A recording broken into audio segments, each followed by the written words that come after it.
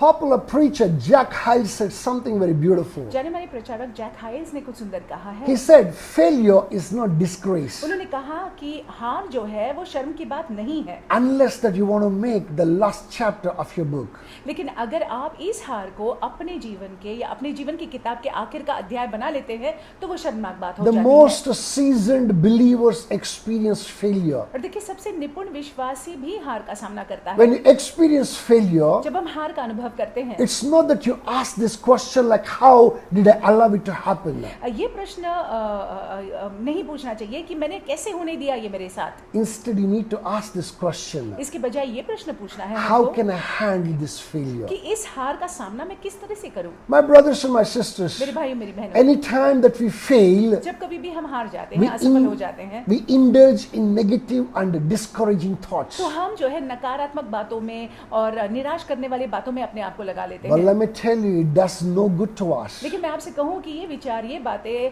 कुछ अच्छा नहीं करता हमारे जीवन में। This morning, let's open our Bibles to Joshua chapter 7 verse 5. इस सवेरे के वक्त आइए हम पवित्र शास्त्र में देखेंगे यहोशू की किताब 7वां अध्याय 5वां वाक्य। Before we go there, let me just give you the brief background to it. वहां पे पढ़ने से पहले इसका बैकग्राउंड मैं आपको दे देता हूँ। Israelites, after spending 40 years in the wilderness, 40 साल रेगिस्तान में बिताने के बाद under the new leadership of Joshua, यहोशू के नए अगुवाईपन में entered the promised land. Israeli लोग वादे के स्थान में प्रवेश करते हैं They entered the promised land with great pomp. और वादे के स्थान में बड़े ही उल्लास के साथ उन्होंने प्रवेश किया। A swelling Jordan was parted in two. और उनके सामने जो भरा पूरा यर्दन नदी था वो दो भागों में बट गया। The great obstacle called Jericho came crumbling down at their shout. और जब उन्होंने अपनी आवाजों को इकट्ठे उठाया तो यरीहो, ये दीवार जो है गिर गई।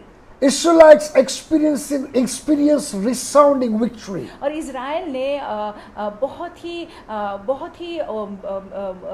ही रिसाउंडिंग जय का अनुभव किया। In the midst of such resounding victory, और ऐसे महान जय के बीचों बीच one man's sin एक व्यक्ति का पाप made the entire Israel to suffer. उसकी वजह से पूरा इजराइल जो है कष्ट में आ गया। When they experienced defeat against Ai, और जब उन्होंने आई नामक जगह के विरुद्ध में पराजय का सामना किया, a small insignificant city, एक बहुत ही छोटा सा शहर, there's something that they experienced in the spirit. और आत्मा में जो है उन्होंने कुछ अनुभव किया। That failure to have victory over Ai और क्योंकि वो आई पे या ए पे जय प्राप्त नहीं कर पाए, made the entire Israelite to crumble down. उसकी वजह से सारे इजरायली लोग मानो वो बहुत ही टूट से गए। Let's open our Bibles now to Joshua chapter 7 verse 5. आइए यहोशू की किताब में देखते हैं 7वां अध्याय और 5वां वाक्य। I'm going to read for us from the NKJ version. It says, and then the men of Ai struck down about 36 men,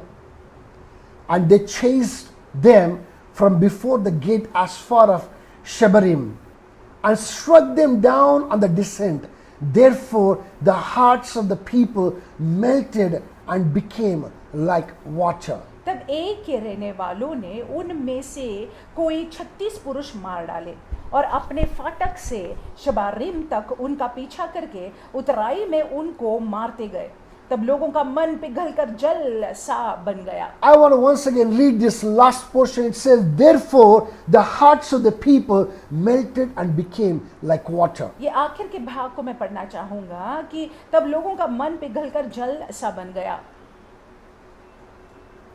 I want us to understand something very important in this इस place. स्थान में कुछ महत्वपूर्ण बात को हम समझ लेंगे। Do you see a particular pattern repeat in this place? क्या आप देखते हैं कि एक शैली जो है दोहराया गया है इस जगह में? When we experience defeat, जब हम पराजय का सामना करते हैं, when we experience failure, जब हम हार का सामना करते हैं, even our hearts melt down and become like तो water. हमारा हृदय भी पिघलकर जल सा बन जाता है। We become very discouraged, हम बहुत निराश हो जाते हैं, defeated, हम परास्त live रहते in हैं, despair. हम जो है बहुत ही हताश में रहते हैं। That is our initial response. और शुरुआत में ऐसा हमारे साथ होता That is है। the human response to every failure. और देखिए मानवीय प्रतिक्रिया ऐसी होती है जब हार होता है। But if that is the human response, लेकिन अगर ये मानवीय प्रतिक्रिया है what is God's response? तो परमेश्वर की प्रतिक्रिया क्या है? Now I want us to open our Bibles to the same chapter, verse 10 to 13. और आइए अब हम वही अध्याय में देखेंगे 10 से 13 वाक्य। it gives us a very beautiful explanation, rather very beautiful mindset of God. यहाँ पे परमेश्वर के मन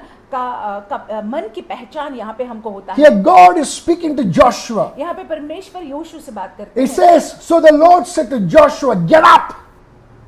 Why do you lie thus on your face? Yhoshu से यहोवा ने कहा, उठ खड़ा हो जा, तू क्यों इस भांति मुंह के बल पृथ्वी पर पड़ा है। Further down in verse 11 he says that Israel has sinned and they also transgressed my covenant which I commanded them.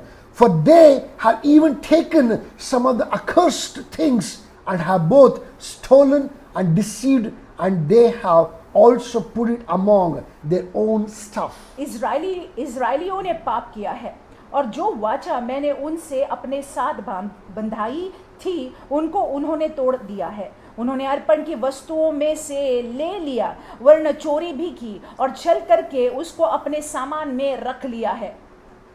God's response is, get up. Why are you groveling? देखिए परमेश्वर की प्रतिक्रिया ये थी, उठ खड़ा हो जा, तो क्यों इस भांति मुंह के बल गिरा हुआ है जमीन पर। God is a God of repentance and not of remorse. देखिए हमारा परमेश्वर जो है वो पश्चाताप के परमेश्वर है। बुरा मानने वाले, बुरा सिर्फ हम बुरा मानते हैं, उस बुरे मानने वाली अवस्था में वो नहीं चाहते हैं कि हम रहें। Repentance comes from God and remorse comes from the pit of hell, that is from Satan. पश्चाताप जो है वो परमेश्वर से आता है और सिर्फ हमको जो बुरा लगना वो जो है दूसरी ओर से आता है, शैतान की ओर से। God doesn't want us to wallow in remorse. परमेश्वर नहीं चाहते हैं कि हम बुरे मानते बैठे रहे। God wants us to get up. परमेश्वर चाहते हैं कि हम उठ खड़े हो जाएं। God is saying that if you fail, it's okay, now get up. परमेश्वर कहते हैं कि अगर आप हार गए हो, ठीक है, अभी उठो। Don't lay down face down. और मुंह के बल जो है तुम गिरे पड़े मत रहो। Why is it so? ऐसा क्यों है? It's because holiness is a path, it's not a place. क्योंकि पवित्रता जो है वो एक रास्ता है, जगह नहीं है।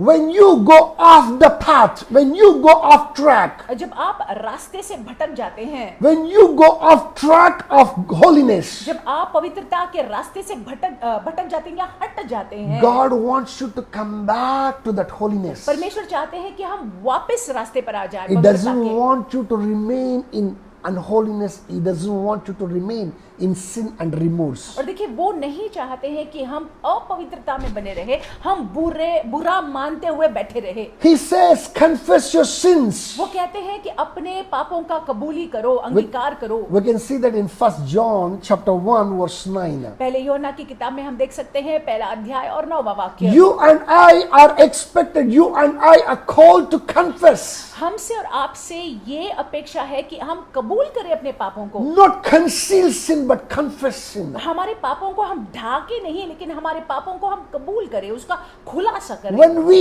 accept our failure, जब हम अपने हार को, परास्त को स्वीकारते हैं, when we accept and say that Lord I have failed, और जब हम परमेश्वर के सामने स्वीकारते हुए ये कहते हैं कि परमेश्वर हाँ मैं असफल हुआ हूँ, or when we say Lord I have sinned, हाँ परमेश्वर मैंने पाप किया है, I have gone off track, हाँ परमेश्वर मैं भटक गया हूँ रास्ते I have से, left the path of holiness. मैंने पवित्रता के मार्ग को छोड़ा है, मैं हट गया हूँ। Lord, I no more conceal it, but I confess it before you. परमेश्वर मेरे पाप को मैं ढाकता नहीं हूँ, मेरे पाप का खुलासा, मैं पाप को खोल देता हूँ आपके सामने। Our God and your God. हमारा परमेश्वर आपका, मेरा परमेश्वर। Let me tell you, He will say, get up. Now I will give you once again success. और वो हमसे कहेंगे कि उठ जा, फिर एक बार मैं तुमको सफलता He दूंगा। doesn't want us to lay low. वो नहीं चाहते हैं कि हम नीचे बने हुए He रहे, wants us to come back again. वो चाहते हैं कि हम पुनः उठ जाए। Remember, a righteous man failed 7 times, but once again he will bounce back. और देखिए एक धर्मी जन जो है 7 बार गिरता है, लेकिन 7 बार जो है वो उछल कर खड़ा हो जाता That है।